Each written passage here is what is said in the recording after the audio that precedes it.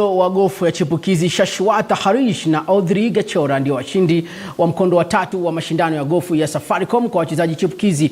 Wawili hao walizoa alama 78 na 77 mtawalia na kuibuka mabingwa kati ya wachezaji 132. Mkondo wa 4 wa mashindano hayo yataandaliwa katika eneo la Nyanza kuanzia tarehe 26 hadi 27 mwezi huu wa Machi.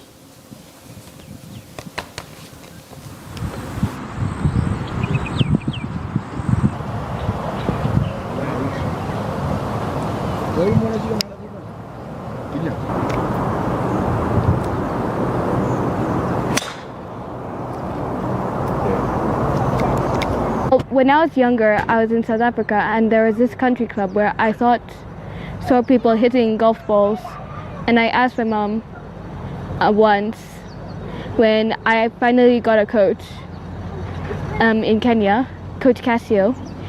I asked her, why don't you have a handicap? She was handicap is 17 by the time I was playing. So she decided to get a handicap and I started playing golf. Amejiamini sana kijana yule, tukiwa tuna imani atakuwa ndiye nyota ya siku za baadaini. Katika mchezo wa tenisi, Brian Mutua, Sijal Thakar, Lisa Well na Peter Theuri ni miongoni mwa wale wachezaji ambao wamefanikiwa kuingia katika ile raundi ya kwanza ya mashindano ya table tennis.